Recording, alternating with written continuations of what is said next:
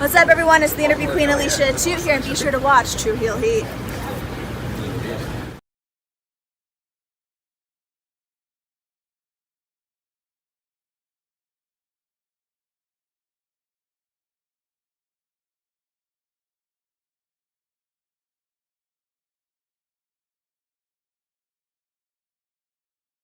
This is Timothy Barr from MLW. Make sure you give a listen to one of the greatest podcasts in the world, True Heel Heat.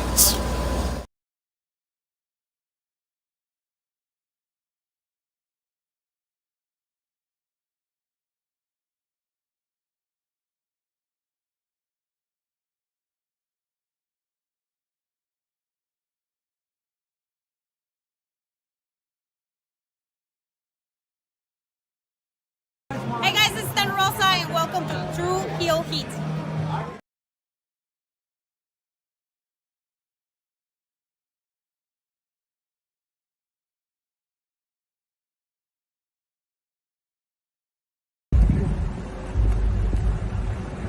Yo, what up? You know what it is. It's your boy AJ Francis reporting to you live from New York City, the birthplace of hip hop. And I'm telling you that I'm only tuned in with True Heel Heat Wrestling. Holla at me.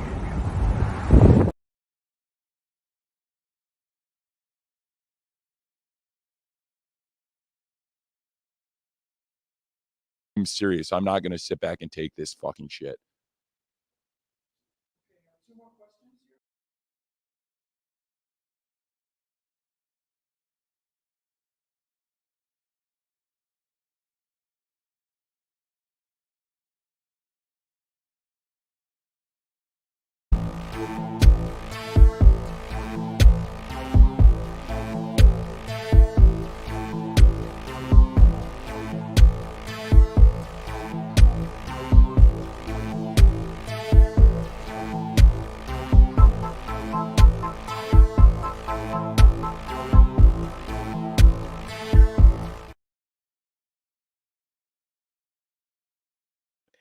Hello, hello, hello. It is me, your True Hill Phenom, SP3. And you know what time it is. It is time to speak, bitch. Come on now. Oh my God, Siobhan, what the hell is wrong with you? Yes, indeed. It is another edition of Collision Discourse number 36. Jeez, 36 episodes in, and I'm still watching our intro.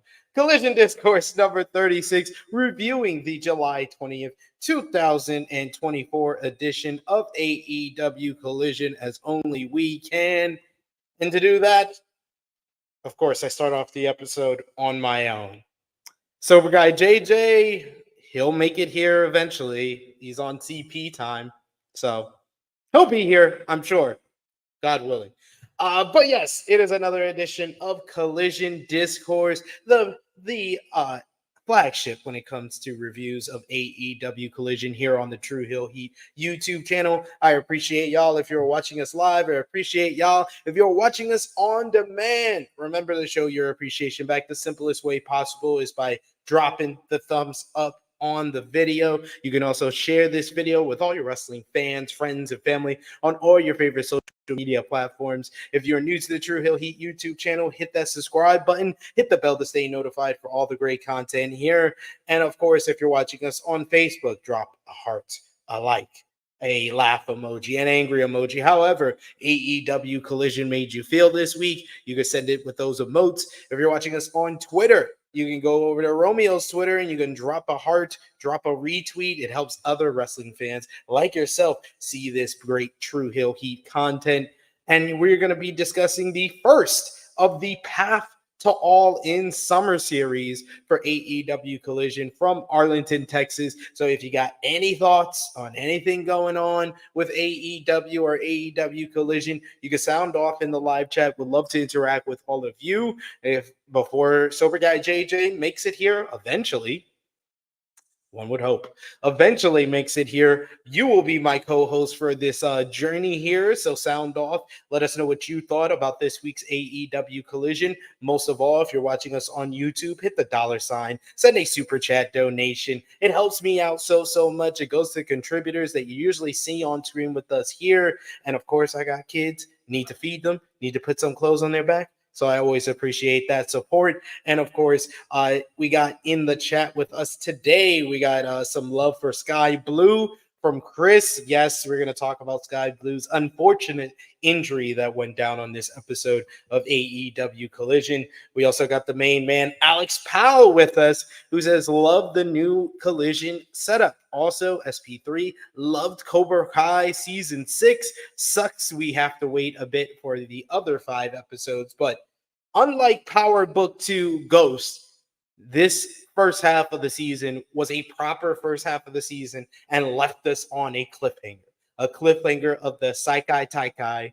That is how you do a one-part series. It was like one of these, because if I'm comparing the 2 shows that I had one half of the season and then they're coming back with the other half and they're making us wait a couple of months for the other half, this was a much more satisfying. It told a complete story, ended us off on the cliffhanger, and then they can finish it out. And I will wait. If you finish us off with a good cliffhanger like Cobra Kai did, I'm willing to wait a few months for the next half.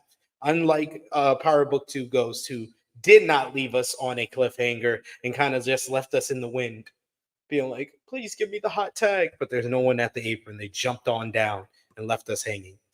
Alex Powell also saying Johnny Lawrence is still hilarious. He's still the best character. Well, second best character. Tori and Peyton List, her acting ability has just matured and matured each and every season since she's come on board on this show. And I think that she's been the best character. Tori was the best character of season 6, part 1. And finally, he arrives. I shoot the breeze with the chat, and look who arrives just in time. He is now CPT. JJ is here. How are you doing? You're muted. How you feeling? Oh, okay. Or you're on delay. I don't know. Something like that. Am I still delayed? No, you're good now. You're good now. Oh, I'm about to say Jesus. Anything else can go wrong. That's why you got to show up early so we can do sound check and no technical difficulties. Come on, man. I mean, to be honest, I was asleep, but make sure I set my alarm. Don't miss. Don't oversleep again and miss another episode. That would be terrible. This guy up here, no consideration for his co-host who's 5 hours ahead, changes the time. Hey, I work overnight. I still haven't been asleep. Hey, I got 2 4-year-olds. I never sleep. Oh man, that's terrible. You need to get some sleep. Hey, sleep is overrated. Sleep is for the dead, I guess they say. Yeah, and then you'll be dead faster not sleeping. So hey, I'm just saying. Hey, tell my kids that. We got Frantic World who says, what's up, guys, in chat. We also got Chris who says, JD Drake torn a ligament in his foot. And we watched that matchup, their return matchup. And you could tell that something was up with JD Drake, that he wasn't selling an injury, that he really got hurt in that matchup. But apparently he got hurt. He tore a ligament in his foot. Anthony Henry went on Twitter today to announce that he will be out for a couple of months here. It's not been the best year, 2024, for the Workhorsemen. What do you think about JD Drake's injury? Clearly, they're working overtime and now they're hurt. So get better, JD. You definitely had a good showing that night with Anthony Henry in that tag match. Get better. I mean, I don't see them doing anything special when he comes back, but let me not kick somebody when they're down. I just hope that they can get a more prominent role on Ring of Honor. I think they're a very underrated. They're one of the most underrated tag teams in the game. But we shouldn't even be saying it like there's not room for more tag teams in the AEW tag team. I'm about to say, yeah, go ahead. Also, like a matter of fact, yeah, they should get a more prominent role on AEW tag team division. I thought about it for a second. I was like, yeah, I was just complaining on another channel. I think Fightful's main channel there. There's only like 3 tag teams. It's like 3 or 4 tag teams. Uh-oh. See, someone called JJ. They always call him at the wrong time when he's on this show. but we'll wait for him to get back here. We got Alex Bao, who also talking about the Workhorsemen, says sucks that the Workhorsemen can't catch a break. It's just been a tough year. You had Anthony Henry, who was a part of those cuts. I think this was like in April when they did their first round of like talent cut for AEW, and he was due to popular demand from like fans on social media, as well as the fact that he was hurt. He got brought back to AEW and Ring of Honor, and then JD Drake gets injured in his first match. And now I'm alone again. See how that goes. But first, before we go into AEW Collision, which was from the Esports Stadium in Arlington, Texas, we got to talk about the new music because Saturday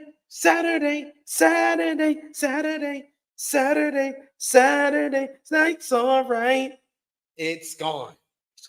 It's gone. I gave you a nice rendition because we were all surprised on Saturday night that the Elton John Saturday Night's All Right for Fighting theme song is now gone from AEW Collision. They had a new song, a new theme composed by Mikey Ruckus. Mikey Ruckus even went on Twitter to address the change and say, of course, it is a downgrade from an Elton John song to go to one of his tracks, even though it was a good track, good vibrant track that gets you the feel for AEW Collision, but it's not the same as Saturday night.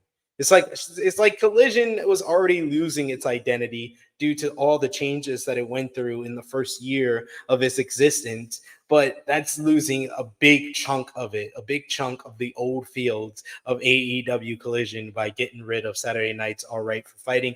Of course, it's an Elton John track, so they had to probably spend a pretty penny every time they used it for the past year. So I understand making the change, but came as a big surprise. Another big surprise was the new look and feel for AEW Collision as we were in the Esports Stadium. This is a smaller, more intimate setting for AEW. I think they did have a sellout for the show, 2,000, I think 2,100 in attendance at the Esports Stadium in Arlington, Texas. So they had a new look, new feel to it. You're good now? Or was that a call? Or yeah, it was back-to-back calls. I hang up one, the other one. I'm like, what the fuck? I was like, every time I'm about to do this. So I put it on Do Not Disturb. If I get a call, then I'm checking this phone out the window. I swear to God. Fair. That's fair. What did you think, first of all, with the new music to AEW Collision? Bullshit. I guess I understand they more like you pay for the rights for Saturday Night's All Right for Fighting for Punk, you know. So they're probably like, we don't feel like spending no more royalties. Plus, it's in that. I guess obviously they're going in a different direction now, being in Arlington for the next month and a half, and a different venue, a different stage. I love the stage. It's so crazy. It's so funny. Well, I don't want to say it's funny, but it's so crazy how because the building, the venue they're at is much smaller. That stage looked like a fucking WrestleMania set because the way the building is set up. And that stage was so freaking big, and it made it feel like a very important show. I give it a big feel to it, that stage, and that. I like the smaller, intimate feel because most of all, it just looks very different from Dynamite, and that was the 100%. key that we were all talking about when Collision first started. Is that you have to make it different from Dynamite, and I think that this setting. It really first show in, so I'll wait a couple of weeks before I really kind of stamp home this message, but I think that might be the move forward for AEW Collision is find these states that's willing to pay you to have a residency at a different place for like a month or two and have that more intimate feel to it because the crowd felt vibrant, felt more energetic than we're usually used to with AEW Collision, and the smaller intimate feel gave it a much different feel than what Dynamite is. And honestly, that's how it should be for a show like Collision because it's not. Collision isn't the biggest. Obviously, isn't AEW's biggest show. You don't need to try to hit the big venues for a Collision, especially on a Saturday. It's not like attendance wise, not like Collision's been doing so great. So outside of like the big wrestling cities, you're not going to get traction. So for them to have it, of course, in a wrestling city in Texas, wrestling state, excuse me, in Texas, it makes sense.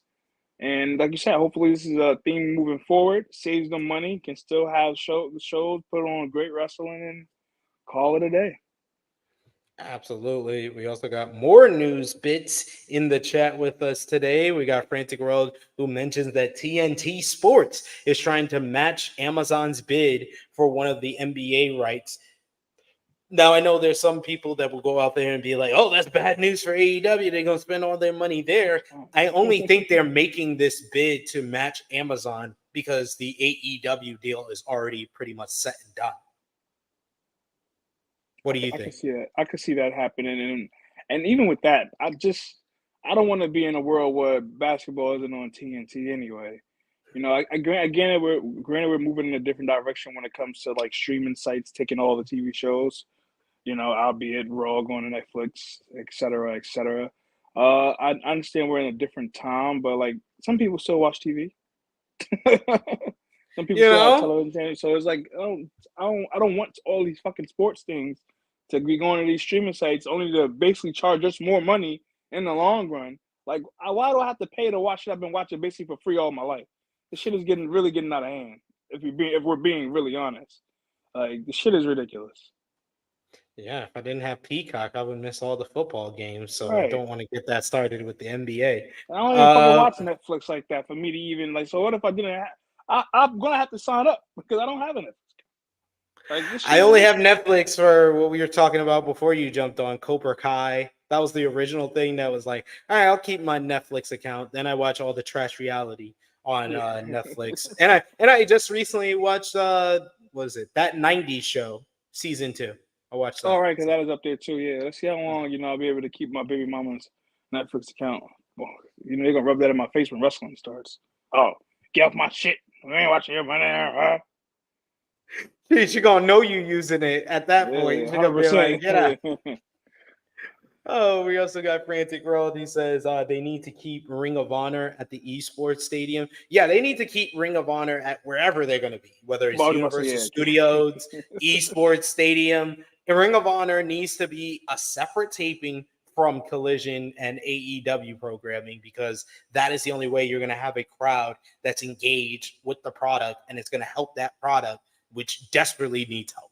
Right, not filming it after AEW, which I still don't understand why they do that. It's not helping. I never understand it. It's not helping. It's not helping Ring of Honor at all with that shit. It just feels like a dead product. And there's more and more people. I've been seeing more and more kind of think pieces on social media and different sites talking about how Ring of Honor under Tony Khan and AEW feels like WWE CW. And I was like, 100%. And not too far off. Yeah, I would agree. They didn't give a fuck about. Yeah, they didn't give a fuck about ECW. They take that, but it used to be taped before SmackDown. Like they didn't, even with that, they taped it before the big show. You know, to get so you still had a little more energy.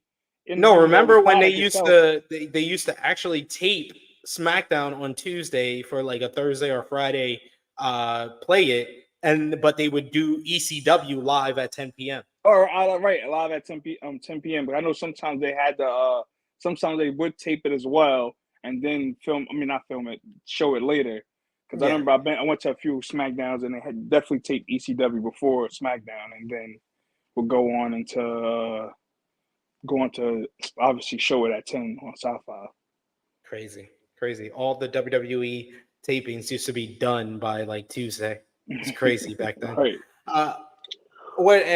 So we talked about the theme, we talked about the new set, but let's get into the action. Our opening contest on AEW Collision had former TNT champion Darby Allin in his first matchup back in an AEW ring since Anarchy in the Arena at Double or Nothing, and he's going against Beast Mortos, and man, these two guys were hooping. They were hooping here. They had the energetic crowd, and they just went out here and had a banger. Mortos overpowers Darby in the early goings, swinging him around by the neck. Mortos is sent to the floor. Darby follows up with a tope suicida through the ropes, but Mortos comes back and does a crazy looking twist tope suicida back. We get Darby trying to dive off the apron with a Hurricane Rana, but Beast Mortos catches him and tosses him into the ring, into the steel steps. That was a brutal spot. You in the ring, we get bow and arrow stretch applied by Mortos. He propels Darby forward into the turnbuckle for a hard bump. We get a pop-up Samoan drop by Mortos, a springboard rebound crossbody by Darby. We get a coffin drop that is caught by Mortos. Mortos goes for a sunset flip, but Darby's able to roll through. We get a crazy looking spot where Mortos has Darby on the top rope, and he does a freaking press slam off the top rope.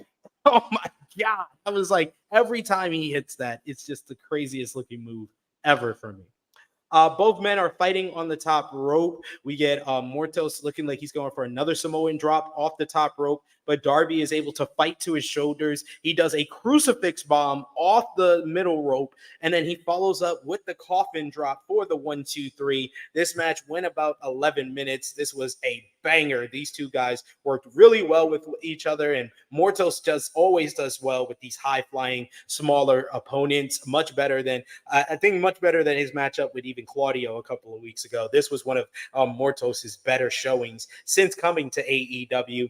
Post-match, Darby Allin, he takes the mic and he says that he's always told to slow down, but he never takes the night off. He will be in his first ever Blood and Guts next week. And he talks about the Elite, the EVPs, the Young Bucks. And he says they never come to Collision. They never advertise it. They're never doing interviews. But AEW is Darby's baby now. He says, as for Jack Perry, he says Jack Perry is holding that TNT championship, and it means everything to him. Darby has said in the past, that's his world title. He says he won't stop until that belt is around his waist again. And if Jack has the balls, he says, let's play. Wembley is right on the way, and he wants him at All In. But he says until then, he will see Jack Perry this Wednesday in Blood and Guts. I really loved the matchup. I was kind of in the middle on the promo. I think the promo was a lot of good. I don't like the fact of him mentioning what he's mentioned in radio and podcast interviews about the Young Bucks never coming to Collision and never advertising AEW. I know this is an attempt by him to put heat on the Young Bucks, but it's also putting the image that even the EVPs of this company don't care about Collision. So why should I? That's the question that I got from that part of it. I think that he should ease on back on that. There's plenty of other things to criticize the Elite and the EVPs about. That is not one of them, because it's not the best image, even if for us fans that don't like the Young Bucks, it's not a good image for them to be like, oh, we're never coming to Collision, we're never going to promote it. But other than that, I like the challenge to Jack Perry, as that's another matchup for All In that already seemed like they were building to, but to get that kind of confirmation here was good. But yeah, otherwise he was promoting Blood and Guts, which was good as well. But JJ, what did you think about the match? What did you think about Darby's promo? Oh man, welcome back, Darby. Jumping right back into the fire of getting your ass whooped. Very fun. That was a dope opener. It's good to see that he hasn't lost a step with his crazy ass. Like you said with the Young Bucks thing, I kind of felt that way a little bit, but I didn't think much into it because it's like they don't show up to Collision. I think the only time they were there, I think, was the night that Punk got fired. So the irony in that, right? They should. I mean, the reason they were away from it was because of the whole Punk situation and just everything. They're healed, and I get the Elite. They play a pivotal part in AEW, obviously. But it's like this whole run, even with the belts, it's like what they don't care. It's just like nobody. They don't care. It's whatever with them. I think Darby jumps off the cage out of Blood and Guts. I'm all for him and Perry going at it. I mean, it has to be some type of stipulation because at this point they didn't try to kill each other, so there's no way they go into Wembley having a regular one-on-one singles match. So give me a coffin match. You did it in Wembley last year, so why not? Broken glass match, something. That's the big spot of the matchup. That's the big spot. A glass shatter. Both of them are known for the glass, and there's going to be nobody that complains about using real glass. No legend to come backstage and put them in a fucking headlock. Oh, we got Frantic World who says Darby was wrestling like he was at Triple Mania. LOL. Yes, he was balling out here. So was He was doing his thing. Mortos. Mortos, I really want him to get more of a push because he's like one of the guys that I want to see him against all the high flyers in AEW. When Ricochet gets here, put him against him. I want to see Mortos versus Will Ospreay. Like, he's a guy that can work very well with any of the high flyers in AEW. Speaking of blood and guts, though, we hear from the Acclaim, Max Caster and Anthony Bowens with Daddy Ass backstage. Actually. They start talking their trash when Billy Gunn cuts off Max Caster about to make some jokes about the Young Bucks. And he says that next week is about him being the best wrestler alive. It's not about you guys being the Scissor King or you guys making jokes. He says it's time to put up or shut up. And I like the message here, but man, the Acclaim. Yeah, and it's the wrong person to deliver them. This is Mr. Ass, you know. Like, you know, I don't Daddy Ass is booked like Brock Lesnar, to be fair. That's what Jimmy Macaram always jokes about. Kill me now. Cock Lesnar. Cock Lesnar, absolutely. We got Ellis Powell who agrees with me. He said Darby versus Perry coffin match would be great for Allin. Good shout by Alex. Also saying Hologram versus Mortos. Man, after what we saw with Hologram with Gringo Loco, yeah, give me Hologram and Mortos. That's a nice little follow-up to that matchup. But we would have to, some of these matches would get more time than they were originally scheduled for due to the next matchup, as we had Hikaru Shida going one-on-one with Sky Blue after Sky Blue's challenge from last week. And this match was going pretty well until we had Shida. She went to the second rope for a nice little dive after we went to a commercial break after a couple of minutes of the matchup. And she landed on Sky Blue awkwardly. Sky Blue immediately started favoring her ankle. We got the doctors to check on her. Shida, basically, before we even come back from commercial break, she's heading up the ramp. So I was like, I guess this match is over. The bell hasn't rang, so it was a little awkward. But then we're told that Karashida has gotten the win and that Sky Blue was injured during the matchup. So Shida wins by referee stoppage. Very unfortunate incident. And hopefully, Sky Blue is going to recover. She suffered a broken ankle, according to Tony Khan and according to her boyfriend, Kyle Fletcher, who posted a picture of her that she's back home and safe. But very unfortunate accident to this one. I was looking forward to these two ladies going at it. But it kind of parlayed nicely into what Shida had to say after the match. I don't know if this was like the planned promo for Shida, but it worked really well with how everything ended. She's speaking to Lexi Nair, and she's like, she came to Collision looking for a fight, and she won't leave until she gets one. She says, you know what? You know who I want to face? You know who I want to fight? Dr. Britt Baker, DMD. She said that Britt thinks that she can come back to AEW and immediately get a shot at the TBS championship. She says, get in line. She says she made her bleed once before, and she'll do it again this Wednesday at AEW Dynamite, Blood and Guts. So another match added for this Wednesday's big show in Nashville, Tennessee. Two former AEW Women's World Champions with a lot of history with one another. Dr. Britt Baker, DMD, going one-on-one with Hikaru Shida. It was Shida who had a year-long run with the Women's World Championship, and it was Dr. Britt Baker that dethroned her at the for the title. You had their matchup in the pandemic in Atlanta when Shida broke the nose of Britt Baker, causing her to be out for a couple of weeks. So nice history between these two ladies. So I'm looking forward to that matchup. But what did you think about what we saw of the match with Shida and Blue, the injury to Blue, and then the challenge by Shida? Well, not really much to talk about the match. Get well soon, Sky Blue. It sucks. An unfortunate injury. Anyway, I hate to see injuries in wrestling, period. So I definitely feel better. Another broken ankle, shit, that definitely sucks. As for Shida, I love the promo. This evil Shida kind of got me a little, on the tingly side. So see what they do with that. I don't know what direction to go. Obviously, we know what Britt Baker's bound to do in the next couple weeks. So it should be a fun match, though. Her return match against Shida. again, like you said, former a big rival of hers. So that should be nice to see on Dynamite on Wednesday. Yeah, I wouldn't mind. Yeah, if Sheeta is turning heel, I think that's the only kind of way you can go with her character, or something that we haven't seen from her before. She hasn't really had a heel run in AEW since coming to AEW, and she's a day one AEW homegrown star. And Sky Blue coming back to get her revenge, that would make sense to, put Sky Blue in her natural role of a babyface. I think she's probably better off just being a babyface against a heel Sheeta. What do you think? No, 100%. Shit, she went back to being dark. She was just, wearing white last week. So I don't know. I don't know if this is supposed to mean something in the grand scheme of things. But obviously, we couldn't get there with her injury. So I guess we'll have to wait and see. We shall.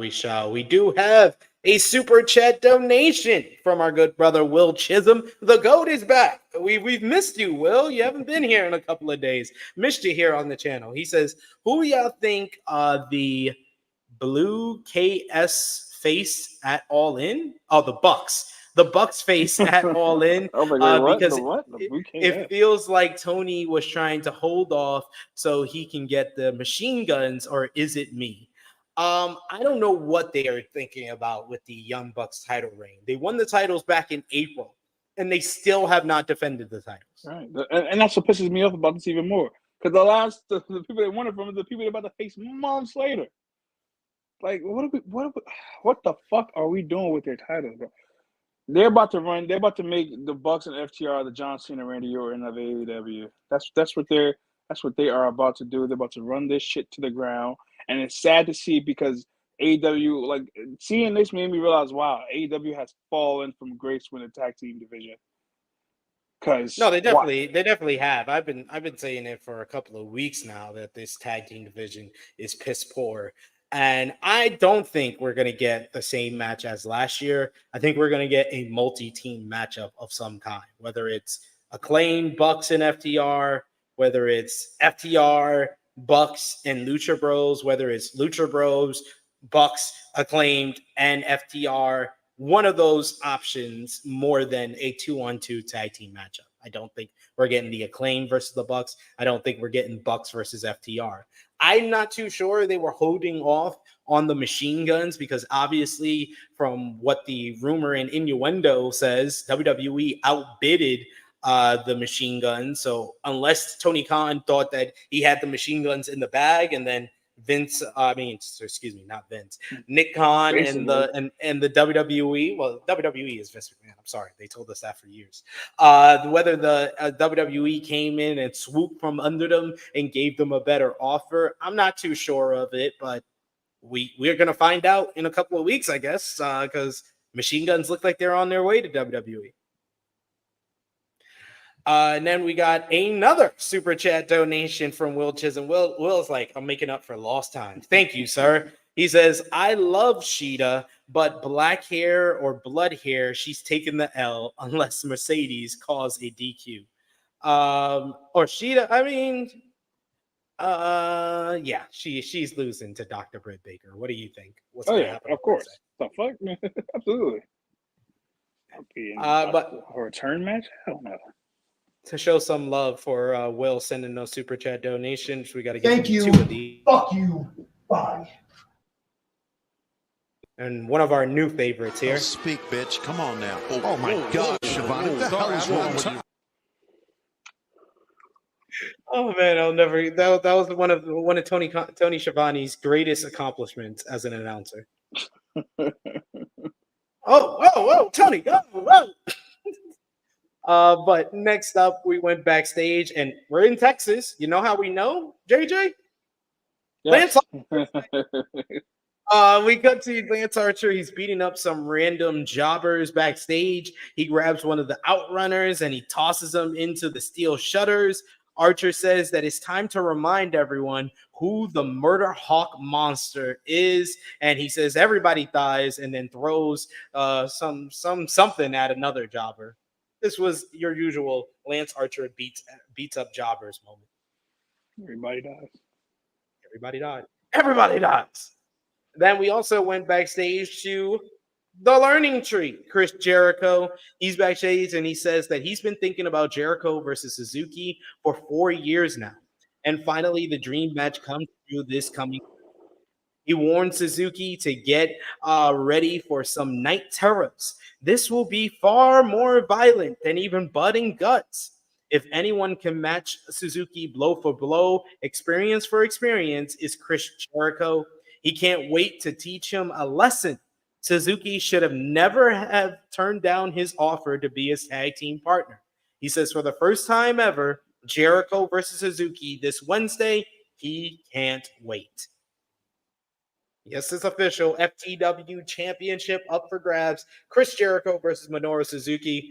Jericho should have never mentioned the fact that he's been thinking about this for 4 years, because 4 years ago, this would have been a match I look forward to. Right. 4 years later, I am not. What And about even you? with that whole partnership, bro, he's been your tag team partner more than once in the last 4 years. What the fuck are you talking about? Like, give it. Oh shit, camera's off. Give it up. Give me a break. Oh, it's Jericho. What can you expect from Jericho? He was your partner at 2 straight Forbidden Door events. Of course, like, and then they tagged on Dynamite before, so it's like, what the fuck are you talking about? Jericho talking nonsense.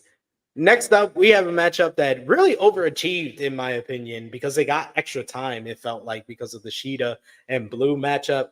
We had Tony Nese with the Premier Athletes going up against Ray Phoenix with Alex Abrahantes. Mark Sterling introduces the Premier Athletes. Nese takes the mic to say when they said everything is bigger in Texas, he didn't realize it's because everyone is fat.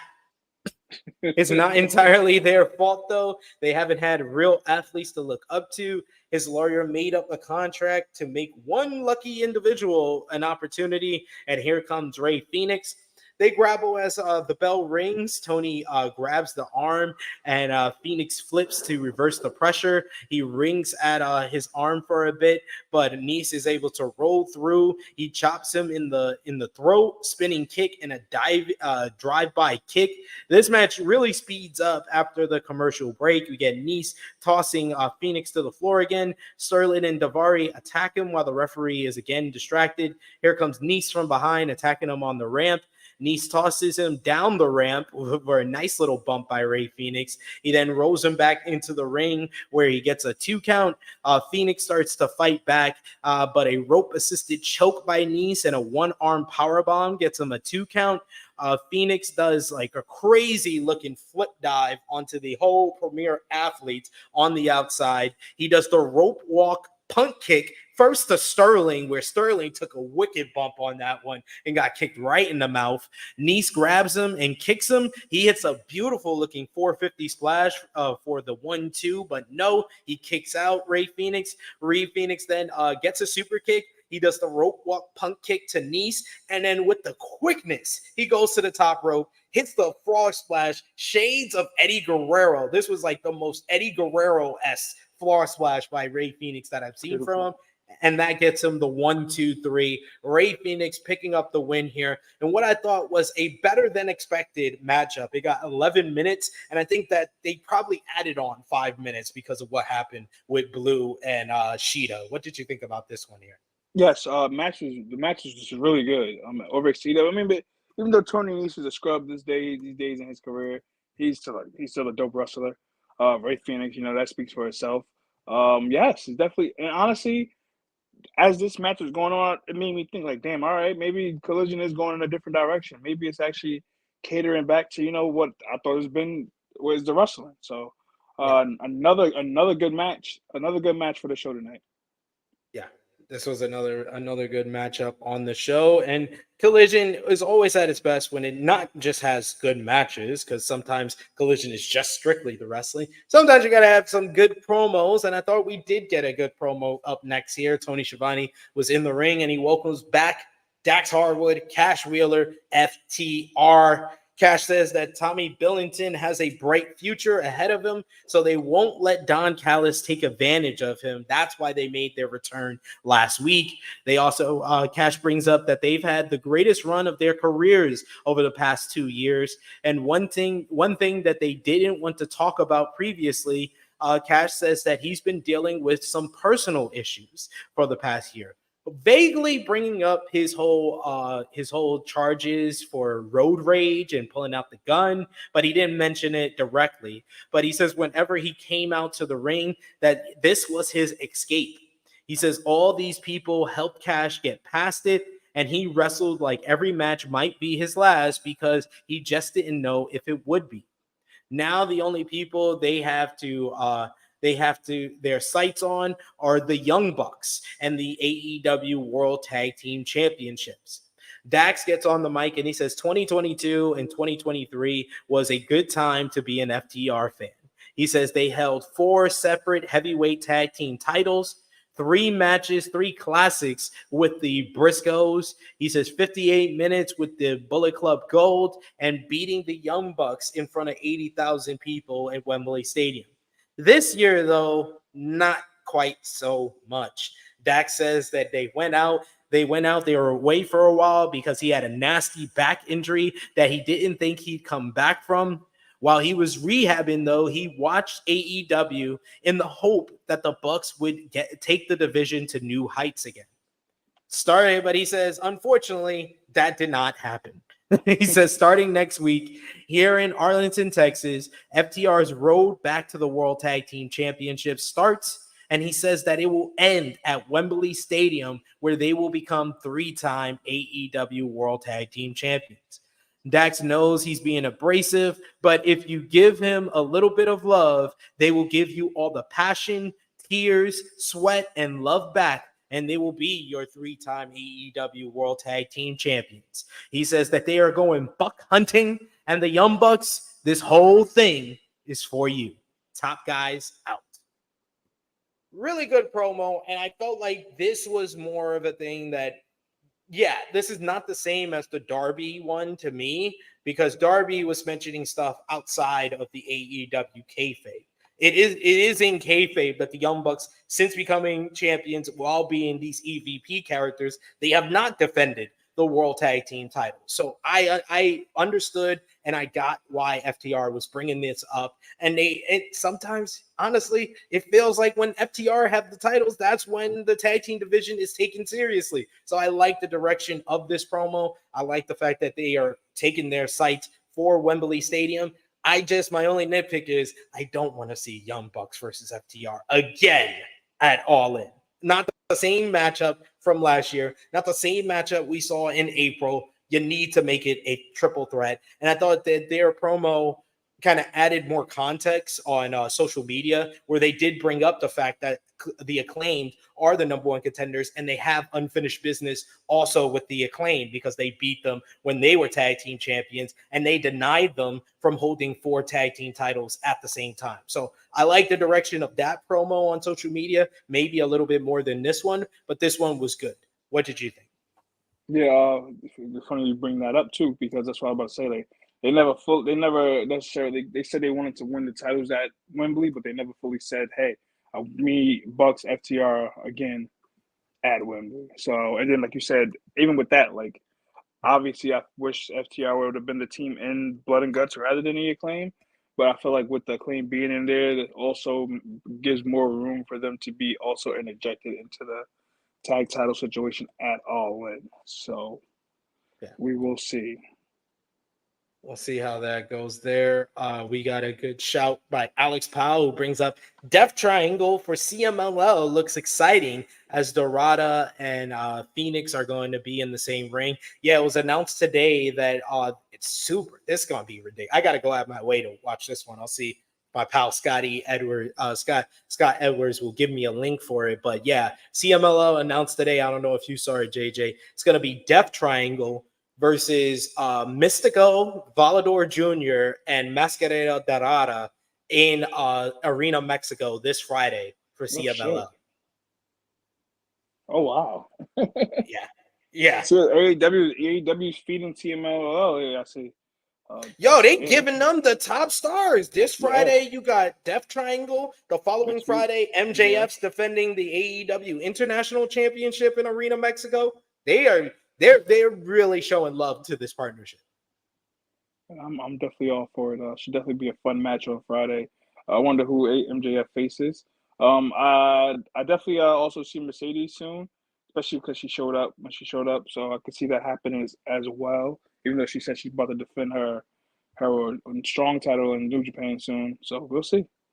Yeah. We also got Frantic World, who says, and the Acclaimed still have that tag title shot, so we might get a 3-way tag match at All In London. I hope they give the Acclaimed their 2-on-2 tag team title match before All In, because you're gonna need big matches on Dynamite as you head into All In. I wouldn't mind if on next week's show they did the Young Bucks and Acclaimed there. Honestly, that works only because the Young Bucks will find a cheap way to win. And then, Daniels comes out with his stupid ass and says something, this wasn't fair, and make it a 3-way. Yeah, absolutely. We got Alex Powell who says, meanwhile, Conan gets QT and Satam Singh. That's what you get for talking shit. Right. And doing a podcast with Disco Inferno. You shouldn't have been talking shit, Kevin Hart. You shouldn't have been talking shit. And Conan going to say, oh yeah, he never gave me any top stars. I hope you're watching, Conan. Nigga, you got Kenny Omega. You got the Young Bucks. You had all the top stars. You weren't grateful? Now these niggas ain't top stars? Shut your bitch ass up, man. Like, get the fuck out of here, man. After I complimented you, you were one of the decent people who was talking the truth on who killed WCW. And you're going to say some stupid shit like that. Come on, Conan. Get it together. Gotta blur the lines, man. They gotta keep they gotta keep it on. They gotta be balanced. Say dumb shit, good shit. They gotta be balanced. And they got FTR. I forgot FTR with AAA tag team champions as well. Like, dude, bugging the fuck out. We got Frantic World who says AEW relationship with CMLL is looking better than WWE TNA. Not joking. I mean, you get the people that think that WWE TNA partnership is better than AEW's and New Japan or CMLL. So you're just balancing things out, it seems. We also got Alex Powell who says also he pulled the crap with FTR versus Dragon Lee, where Lee announced going to WWE. I forgot that dumb shit. Yeah. When Dragon Lee they already knew Dragon Lee was going to WWE, yet they had Dragon Lee, and I forget who his tag team partner was, beat FTR, and then him announced he's going to WWE. Conan's trying to get AAA to be in a partnership with WWE. Yeah, I don't real see bad. that working out for him. You see the TNA stuff, man. He's getting his pants wet. He's like, that should be me. That should be me. Next up, we had Roderick Strong going one-on-one with Tomohiro Ishii. And if you love chops, this is the match for you. Both men locked up as Ishii backed Roddy into the corner, into the ropes, clean break. But Roddy came out chopping Ishii out of his damn chest. They started teeing off one another, a good solid minute of them chopping away, hard chop after hard chop. Roddy's chest was already bright red raw. Damn, they are going at it hard at this point. I was like, these motherfuckers are not holding back at all. You get Roddy still punching at and forearms and chops at Ishii. Ishii backs him into the corner and just looks at him like, nigga, what the fuck you think you doing? Roddy tries to go under the ropes, but Ishii still won't move. So he gets from under the ropes and Ishii just pops him with an elbow right to the chin. And Roddy is down for a bit there. Roddy with some forearms, but Ishii started no selling again. We get a forearm shiver. We get a big suplex by Ishii for a 2 count. Roddy rolls to the apron. Jumping knee is avoided by Ishii. He shakes off a shoulder block and he hits one of his own to send Strong to the floor. Strong cuts off Ishii with the knee to the midsection. He then hits a big slam onto the apron to gain further control. Hits a big pendulum backbreaker. Strong rakes at the nose of Ishii. We get some more chops and slaps from Strong in the corner. Hits a big vertical suplex. Only gets a 2. We get Ishii. He looks for a power driver towards the end here. He can't get it, but Roddy kicks him. He tries for the end of Heartache, but Ishii's able to block that. He misses the sliding lariat, but Ishii doesn't miss. A big headbutt right to the jaw of Strong. We get an Olympic slam, a gut buster, only gets a 2 count. Both men look for leverage on a suplex, but can't get it. Back elbow by Strong and some chops. God damn, what the hell is this nigga doing? Back elbow by Strong, some hard chops. He hits a jumping knee, but that's caught. But then Ishii hits a jumping Itziguri. We get a roaring lariat by Ishii. He hits a running lariat, but only gets a 2. He tries to go for the brain buster, but out comes the Undisputed Kingdom. That distraction is long enough for Strong to get a low blow, followed by the jumping knee, the KO knee, if you will, because it took out Dalton Castle. And he gets the 1, 2, 3. And what I thought was another great match on this show. This one went over 12 minutes. Post-match, you get the Undisputed Kingdom. They get in the ring. We get a 3-on-1, what's going to look like a 3-on-1 assault on Ishii before the rest of the conglomeration come out as Mark Briscoe and Kyle O'Reilly make the save for Ishii, running off the Undisputed Kingdom. Of course, it will be Mark Briscoe defending the Ring of Honor World Championship against Roddy Strong coming up this coming Friday at ROH Death Before Dishonor. But man, these two guys went at it. Banger ass matchup, and you expect nothing less from a Roderick Strong versus Tomohiro Ishii matchup. But what did you think, JJ? Oh, I love that match. That match was fire. I swear, man. Collision was done right on the wrestling side this week. Very dope match. Like you said, they're beating the shit out of each other. Them chops were fucking brutal. Looked like it's funny. I made a joke like, damn, you could kind of see Ishii's neck a little bit. Maybe he's putting his back so he getting chopped. Like, damn. Very dope match. Roger Strong got to look strong, no pun intended, going into the ROH. I'm honestly all for him winning the title. Briscoe got his moment for his brother at a Supercard. So I feel like Roger Strong could definitely, for Ring of Honor, do more right now, especially with the Undisputed Kingdom. So I'm kind of pulling for him to win. That's fair, because you could have like Undisputed Kingdom be like the top act on Ring of Honor with them holding all the gold. That is a good point. We do have another super chat donation from our good brother Will Chisholm. Thank you so much, Will, showing that support. He says, I got to ask what y'all think about the Megan Bayne stuff with AEW.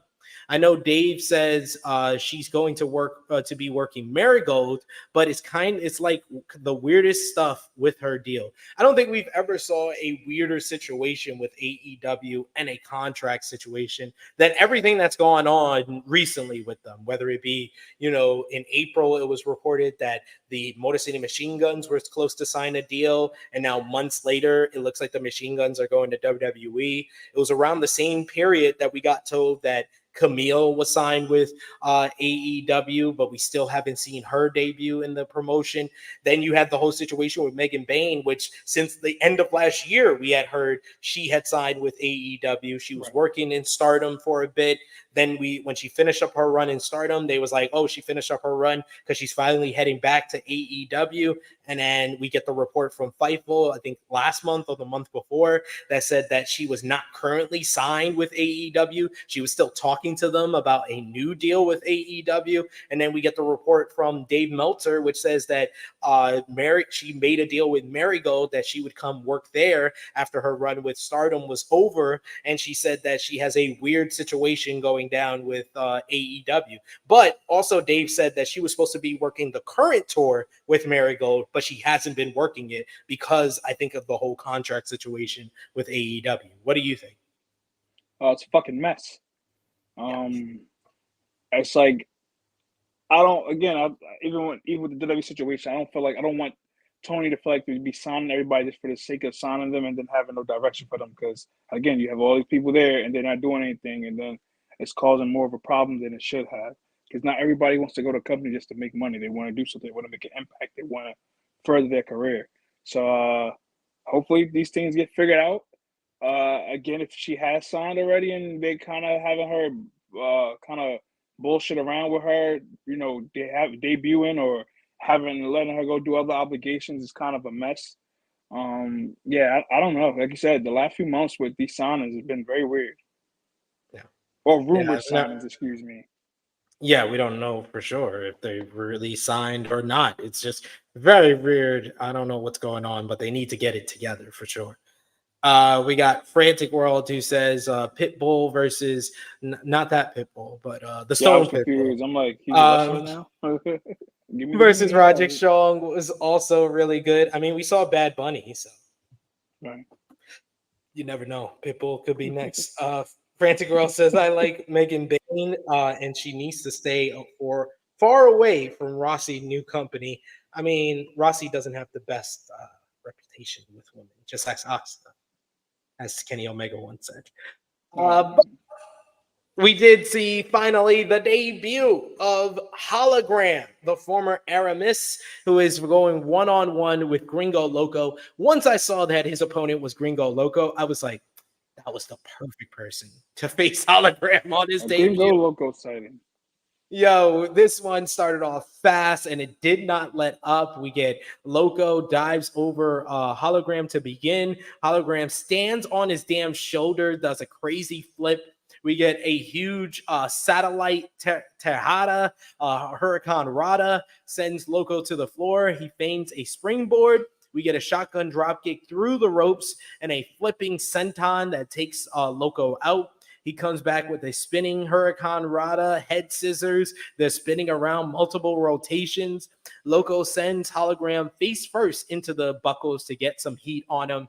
Chops to the chest of Hologram. We get a military press by Gringo Loco, and he drops him right on his face before hitting a standing moonsault for a 2 count. Gringo Loco goes up to the top, but he misses a tornado. Hologram adjusts his knee pads and slips to the apron. He rolls back in and creates some distance. We get a moonsault arm drag by Hologram that was crazy looking that sends Loco to the floor. Hologram heads to the top rope. He does a steps onto the ropes and nails a diving head scissors onto the ramp. That looked crazy. Then he hits a spinning roundhouse kick and finishes it off with, this was a airplane spin into a blue thunder bomb. That was crazy. And it's called the Porto Bomb. Great name, great finish. Hologram picks up the victory in his debut. Just over 4 minutes of this one, but it was the perfect amount of time. Hologram came off athletically impressive. This was a nice little showcase for him, a decent debut, and Loco was absolutely the perfect base and the perfect opponent for his debut to really show the talents of Hologram here. What did you think about the debut of Hologram? I was not familiar with his game prior to AEW, but goddamn Daily Dog, that motherfucker was nice. Just everything, like you said, that airplane fucking spinning to the damn Blue Thunder Bomb was crazy. Like I said, I haven't seen Gringo Loco since Jesus was a baby, so it was good to see him as well. Dope showing. It's so much potential with Hologram now with being in AEW. Again, another luchador. Hopefully, doesn't get lost in the shuffle. I hate that I have to keep bringing home this whole like being a negative Nancy, but it's like, yo, they do something, and after a while, it's like, where are they? So, very dope debut. Like the whole look, the whole entrance. Let's see where it goes. They just really have to avoid Hologram going down the Commander route. Oh, yeah, 100%. Don't make him another luchador dropper like Commander is at this point. That would be very bad. Well, that's what I'm saying. Like with this, he got the whole presentation, the whole coming soon package. So I'm like, I would assume Tony sees something big in him. Hopefully that's the case, and they keep moving forward with it. Absolutely agree. We got Alex Powell who says Hologram versus Bandito would be dope. That's a good shout. I didn't think of that one. Alex Powell says Hologram versus Osprey or Leo Rush. Osprey, that would be ridiculous. High flying. Same with this one. Frantic World saying Hologram and Ricochet are going to have fun in AEW. That's going to be the one where Hologram is like, people are going to think Hologram's a star, win or lose against Ricochet. But We got a new trio in AEW with the Arlington stay, as you get Kevin Von Erich is backstage with Dustin Rhodes and his sons Ross and Marshall Von Erich, fans of the channel. We've interviewed them before. Kevin Von Erich says that, it's been a while since the Rhodes and the Von Erichs were in the same place at the same time, and he asks Dustin to look after his boys while they are here in AEW. Rhodes says that it's the first time these families have been together since 1978, and Rose says that he has their back. So we're going to be seeing Dustin and the Von Erichs teaming up with one another while they're in Arlington, Texas. Any thoughts on this one? Whatever. The only reason I'm looking forward to this is if they feud with the Patriarchy, because God knows what Christian Cage will say about the Von Erichs. Oh, man. Well, yeah, they'll be in Texas for the next month. I can definitely see it happen now that obviously, not a spoiler, but later obviously we saw what happened with that. That would be insane, and I know Christian will have no problem taking it too far. Always count on you, Christian. We love you. Next up, we hear from Mark Briscoe, and he says that it's hot as balls outside. Busy week next week. I got ROH Death Before Dishonor, Roddy versus Mark Briscoe for the Ring of Honor World title. And Briscoe says he is tougher than he was the last time they faced, but that's Friday. And that's 2 days after Wednesday. And when it's Wednesday, it means that it's Team AEW versus the Elite. Blood and guts. The Elite are privileged and think they can step over the little guy, but Briscoe will be bringing the fight. So let's get violent, baby. Mark Briscoe is ready for a busy week for him. This man is going to have to defend the Ring of Honor World Championship 2 days after Blood and Guts, where he's going to be bleeding buckets. Right. What did you think about the promo? Fucking pain. Mark Briscoe is Mark Briscoe. At this point with the promos, it's like he's very vibrant, very country. Just very much a Briscoe. I'm gonna sit here and act like I'm excited for Blood and Guts because I'm not. But let's see. I've already complained about the build to Blood and Guts enough on this channel and other channels. So I'm not going to get into it. I think the match will be good. Though. I kind of his moments. I definitely now see Darby jumping off the cage.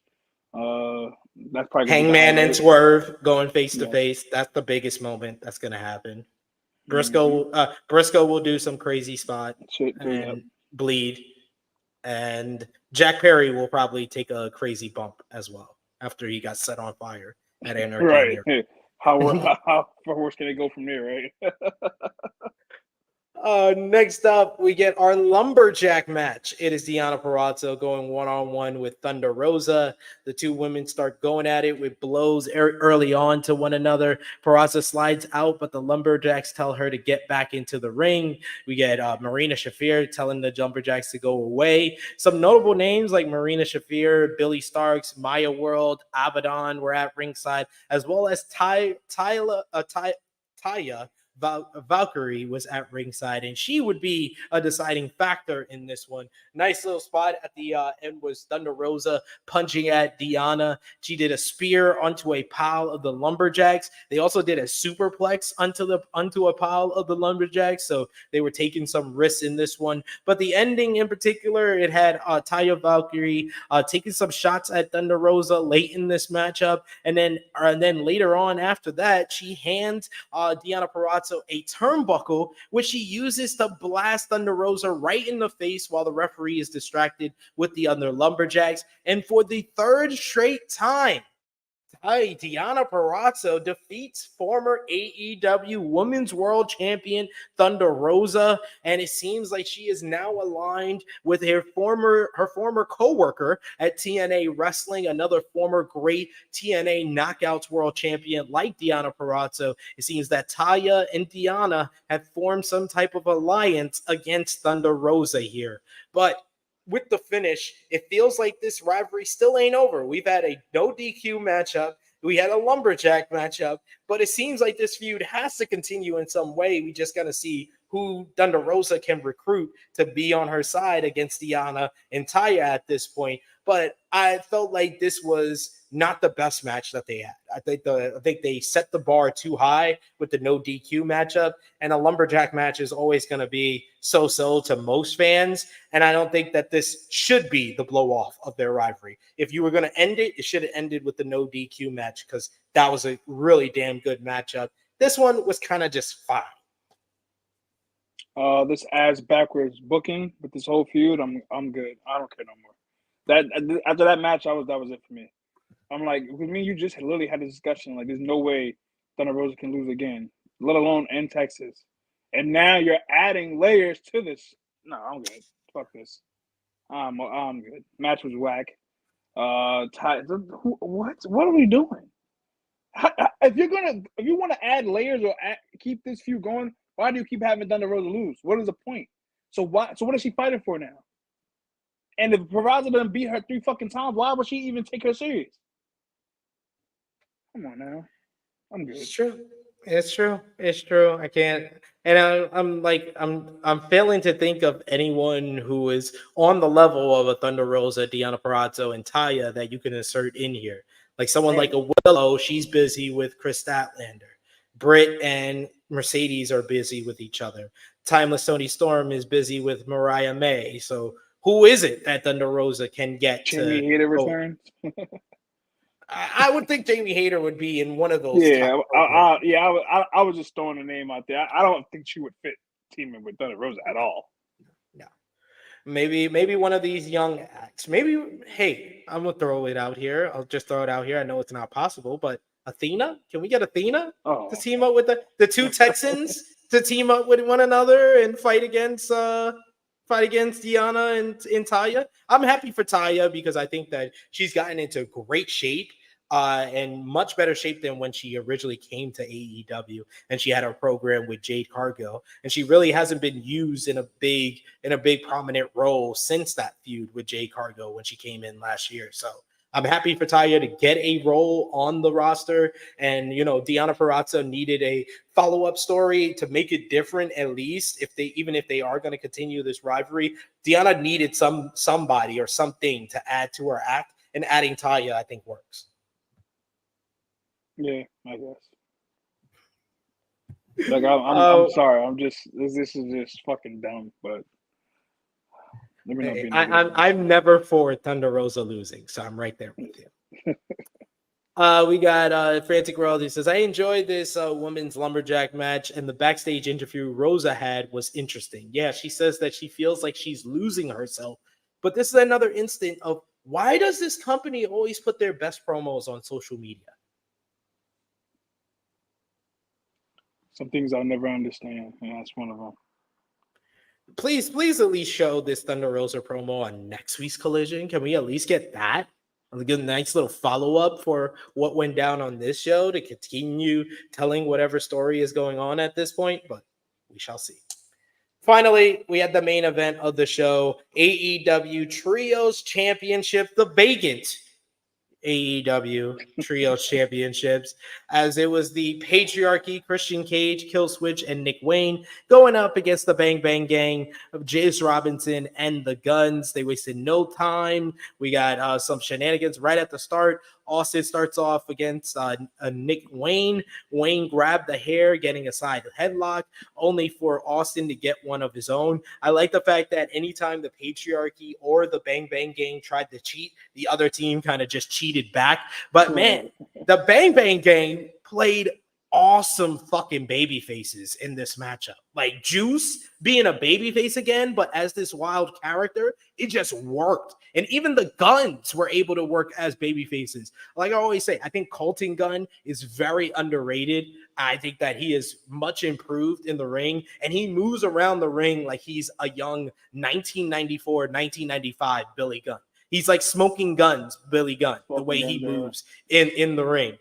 Juice Robinson got the hot tag. He hits a cannonball. Jackhammer only gets a 2 count as Christian broke up the pin. I love how Christian at different points was just the little heel, just cheating and getting involved in the matchup, but never wanting to get hit himself. This led to a nice spot where Bang Bang Gang got him in the ring by himself for a bit. It was Kill Switch that had to cut things off. You get Frog Splash by Christian, only gets a 2 on Juice. Cage has the arms of Juice trapped. Juice still manages to send Wayne to the floor. Pin attempt on Christian only gets a 2 count. Wayne breaks it up. Things totally break down with everybody getting involved. Christian goes for the kill switch, but it's reversed into what was the name of Juice's finisher? I forgot, but he did the unprettier too.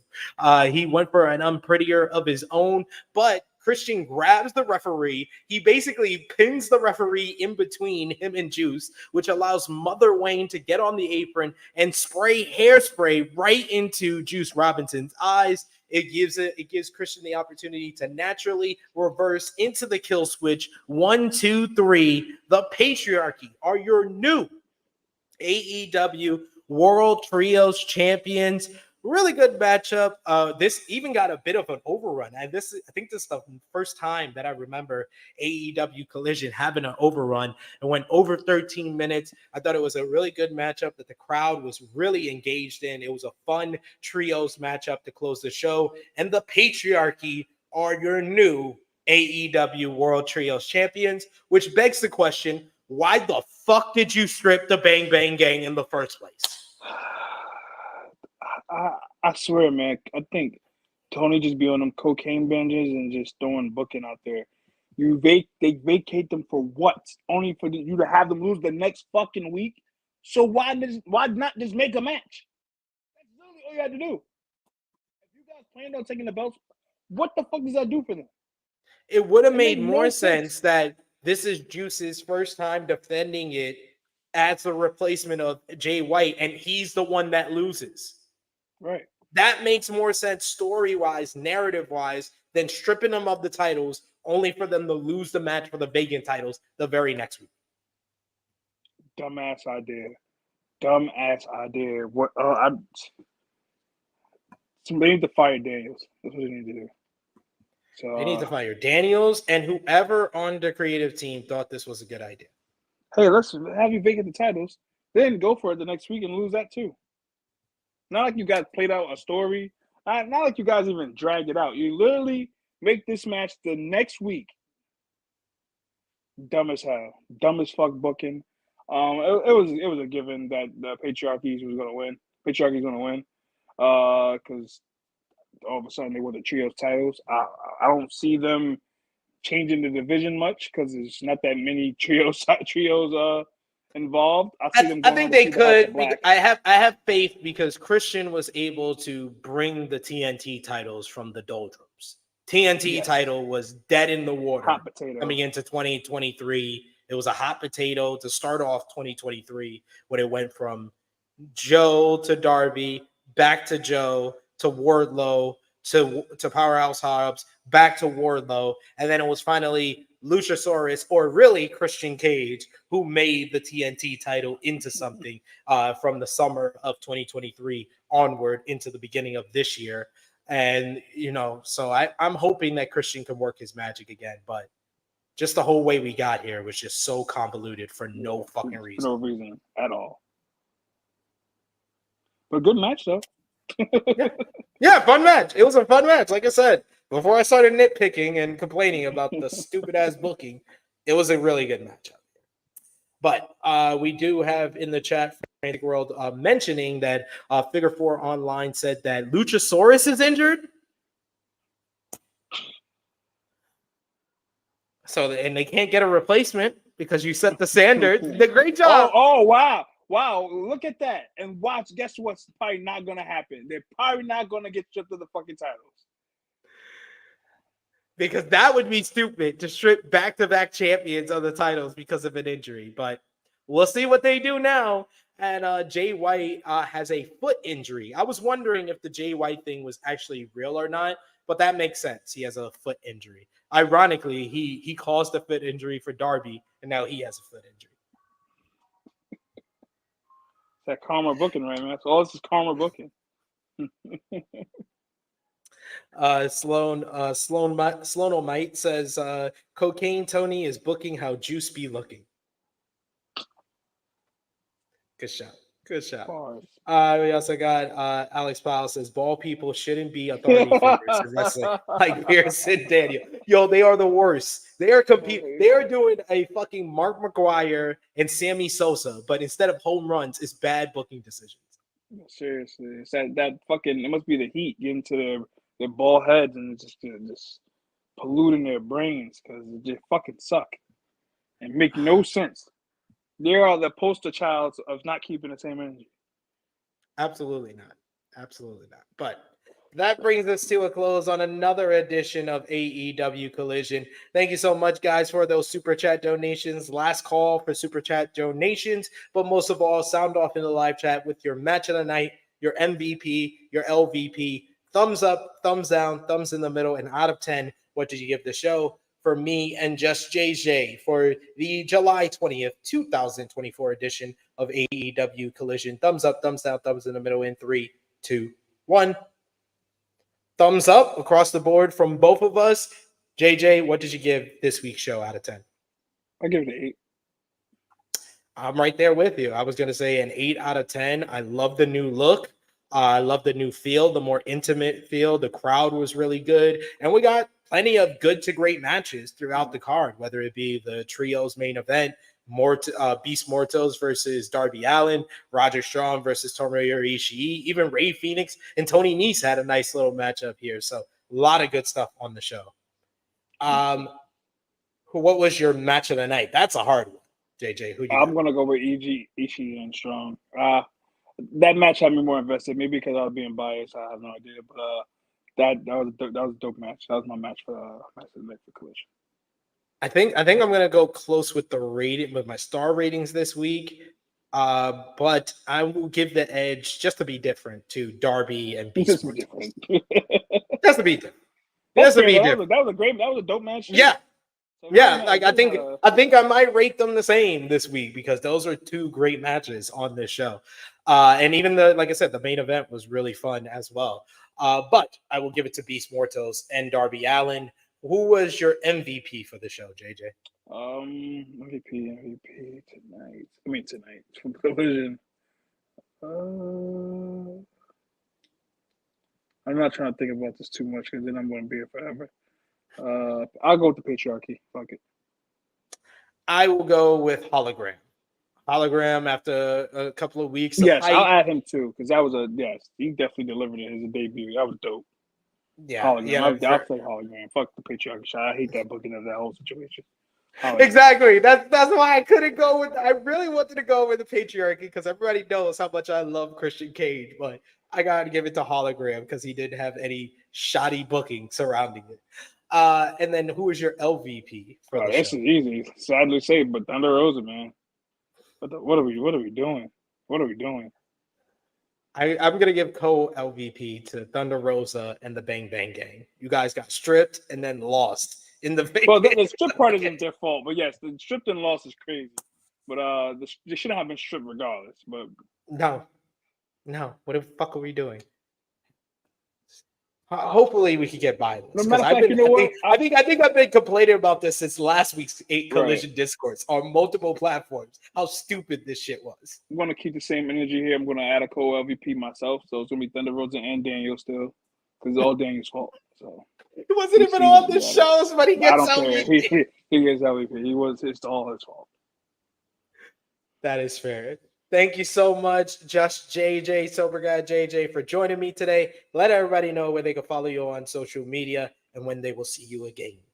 You can follow the kid on Instagram, Hacksaw_J_Duggan, Twitter, Sober Guy JJ, Facebook, my name is my name.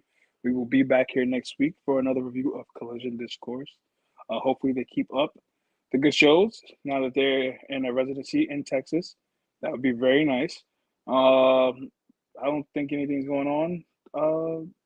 It's like SummerSlam next weekend, but yeah. True Hill Heat. We're all over Pro Wrestling Tees. For your wear, right? Yes, For indeed. your wear. Facebook, YouTube, Instagram, Twitter, Twitch, StoneX, Black Planet, Christian Mingle, Live Harmony, eHarmony, MySpace, True Hill Heat. Man, we just doing a damn thing, man. True Hill Heat, beat your meat. Absolutely. Check out our Twitch channel where we did a GCW watch along with our good friends over at Workhorse Wrestling Network. So check out that GCW watch along they did last Friday. And check out the True Hill Heat Sports and Entertainment channel, as we'll be having some reviews of a couple of different things we got to do. Power Book 2 Ghost season 4 episode 5 review. We're finally going to do it 3 weeks late, but we're going to do an overall review of the part 1 of season 4 with me and Chrissy Love. Me and Chrissy Love will also be reviewing Supercell on Netflix, that great new series. We're going to be reviewing that. And then me and Stat King are going to be reviewing Clipped, the Clippers series about Donald Sterling. We're going to be reviewing that needs to be clipped. It will be. It's only one season, so don't worry. But yes, we have made it to the end of another edition of Collision Discourse. You can follow me on the Twitter machine at TrueHillSP3 and check out all the great content we got on the channel. If you like AEW, check out AE Ramble, reviewing last week's AEW Dynamite 60 for 250. And also check out the True Hill Heat flagship podcast with myself, Top Guy JJ, and Miss Chrissy Love, talking about this week in professional wrestling and the Motor City Machine Guns potentially signing with WWE. Also check out our TNA Slammiversary review from yesterday as I broke down the big show from TNA. Check out all that, and I will be back here tomorrow at 1:05 p.m. Eastern Time with my good brother Romeo to review Monday Night Raw tonight. So check that out. Hit the bell to stay notified for all the great content here. For Just JJ, it is me, your True Hill Phenom SP3. This has been Collision Discourse, number 36 for the July 20th, 2024 edition of AEW Collision. We are signing off until next time.